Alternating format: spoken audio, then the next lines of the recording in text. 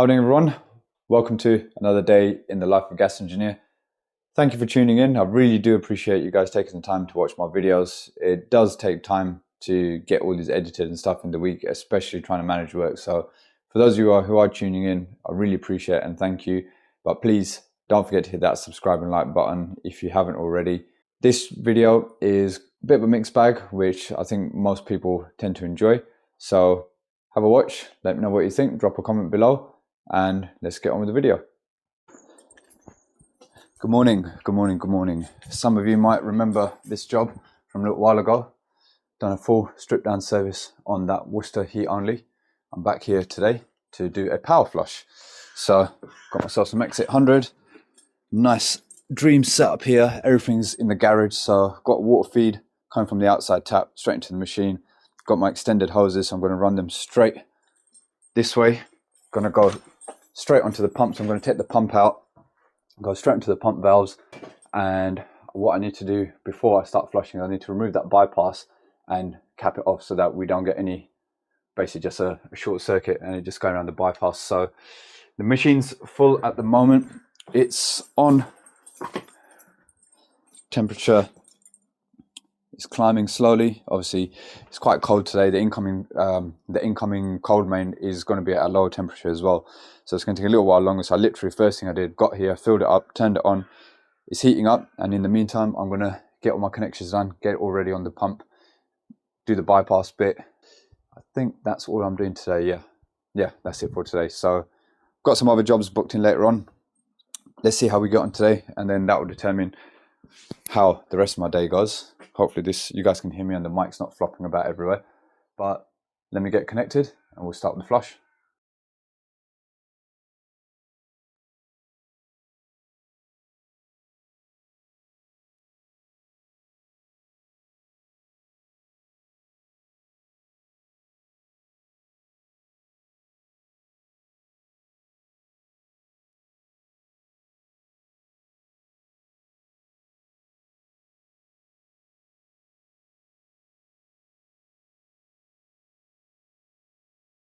So I was quite lucky that the pump valves held. Got my flow and return connections from the power flush machine straight onto there. Now let's grab, I love this little ratchet. Pump valves, lock shields, stuff like that. Now what I can do, open that up, let the water or the pressure drain down into the power flush machine. And once the pressure's off, because it's a sealed system, there we go, pressure is dropping, I can then take off the bypass from there and then just put 2 compression caps so that there's no risk of basically just circling around the bypass. I know you can shut off the bypass or you can turn it down, but I don't think they ever fully shut down. So if I can, I always try to just take it off and cap it. When I'm fitting a new system, I always try and put a butterfly valve or isolation valve after the bypass as well. For flushing purposes, you can then just isolate it. You haven't got faff around taking it out or anything like that. But yeah, pressure's off the system, so I'm going to crap that bypass off, put a couple of caps on it, and then just wait for the machine to heat up, and then we can start the circulation process. Right, we are live. So bypass has been capped off there. Flow and return connection straight into the pump valves. What I've had to do with this one, I've just sort of hung it up there because where the weight of the pipe, it was coming down, it was kinking it there. This one's okay, but whereas this one's literally just dropping straight down, it was creating a small kink. So didn't want to have anything that's going to restrict the flow of it. So I've just sort of put it up there. So there's no kinks or anything in the pipe. At the moment, the system is looking okay. Not too bad. I mean, the filter was dirty when I cleaned it out last time, if you guys remember.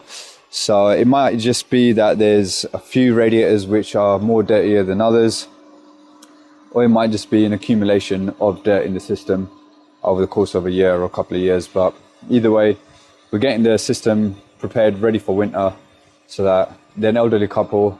We don't want them to be suffering with heating issues when the temperature really drops. So a bit of preventative measure, make sure the heating system is running at optimum efficiency, make sure they've got good heating hot water, and then make sure they have a good winter. So let's see how we get on today. So I didn't end up finishing recording the power flush. I obviously finished the power flush, but I'll be honest, it was boring. There was nothing really to show. There wasn't much dirt in the system, so I just cracked on. I got it done by lunchtime, and then I moved on to the next job, which is coming up next. Right, this next job I've got is no heating. Now, I've been here last year, and it's a thermal store system where they've got the two separate pumps, one for the heating, one for the hot water. Last time I came, it was a UPS 3 pump, which was seized because they hadn't run the heating, obviously over summer. Tried to flick the heating on and the pump was jammed. So literally hit it with a screwdriver in the middle, freed up the impeller and got it working again. It's absolutely hammering it outside. In case you're wondering why am I wearing a hood inside the van, I'm about to jump out. I'm going to take you guys in with me and see what the problem is. If it's the same, bingo, happy days. If not, let's see what we get ourselves into. Let's go. Right, here we go. Yeah, same problem. Let me turn the light off. Same problem as last year, my friend. Right, let's get this freed up. Yeah, you need to run the heating for a little while over summer. Yeah, it's not, you know, all summer it's not using. Yeah, you need. You remember I told you last year, run it for half an hour every week, so that it keeps the pump spinning, so it stops it from jamming up. Because otherwise what happens when you don't use it, the pump gets jammed up, and then when you turn it on after so many months, it then freezes. But we'll get it sorted, don't worry.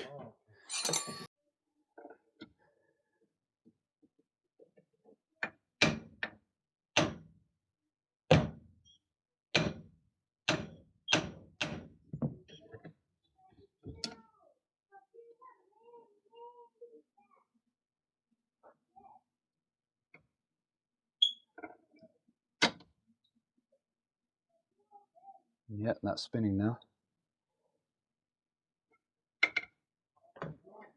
Turn the light off. Green lights. Back in business. I love those sort of breakdowns, especially where I've been to them before. In my head, I already know what the problem is. Kind of don't want to jinx it, but kind of going with that little bit of confidence boost. I know I'm going to be in and out of there. You saw the state of that pump valve though. Last year, it was bad, but it wasn't that bad. I'd advised the landlord already that, look, that's getting progressively worse. I don't like touching those thermal stores. I've advised him to convert it to an unvented S-plan system. I've advised him again today, sent him pictures, because that leak is getting progressively worse. So it's up to him. I've got paid my call out. I'm on to the next one. It's a Vaillant Ecotech Plus 832. Customer sent me a message saying that it's come with F28.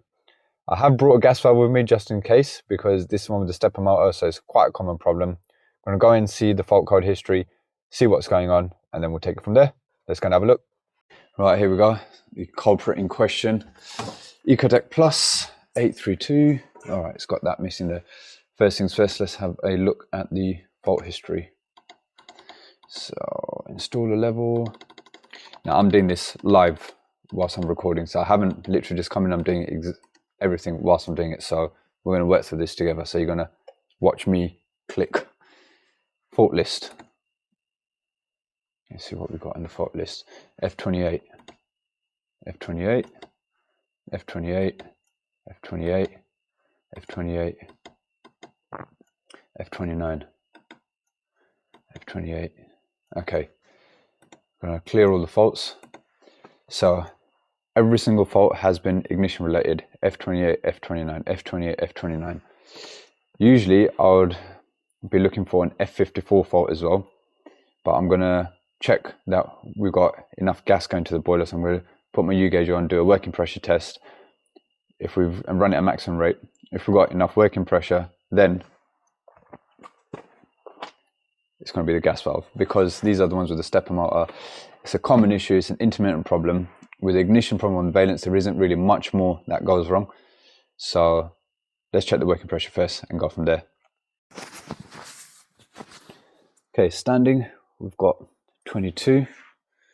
So let's now put that into maximum. Test programs, check programs. P1. That fan don't sound too healthy to me.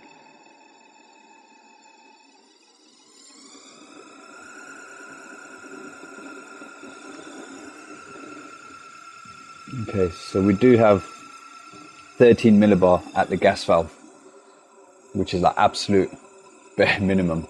So it is within Vaillant's tolerances. Fan doesn't sound too healthy, but I still reckon it's going to be the gas valve. Because although the fans, if it was a fan fault, we'd be getting F32. We're getting ignition lockout, F28, F29. Yeah, maximum rate, sort of hovering 13 to 14 millibar. So we've got enough minimum working pressure at the gas valve as well. Remember, the gas valve is going to absorb around 3 to 4 millibar or something like that. So yeah, I think I'm just going to go ahead and change the gas valve on this one. Now, I don't know if anyone else uses this function, but I've also just done an electronic self-diagnosis as well, and that's come up as successful. So that's telling me electrically the components seem to be all okay. I think, is there, here we go. So internal pump, 3-way valve, fan, right, fan off. Let's turn it on.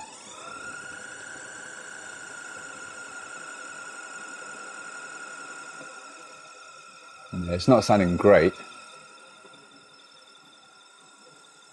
but that's might just be the fan itself, the impeller. Oh look, it's quieting down now. So yeah, I don't think it is the fan, because that's running at full rate now. So we'll come out of that. What else can we test? Cylinder charging pump, data circulation pump, external pump, burner, internal pump. So we can do that. Run the internal pump. And then the pump runs as well, so I can hear that's all running fine. What happens with the burner? If I put, will that actually fire the burner at 28 degrees?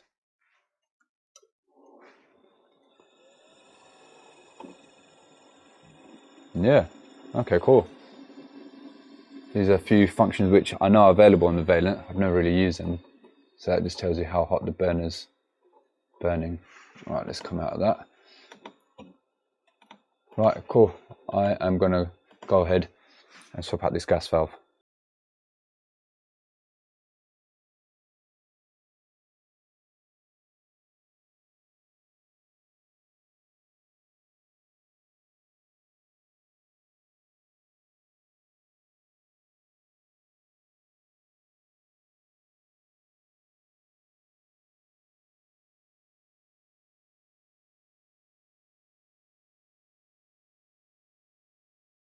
Right, got heating demand.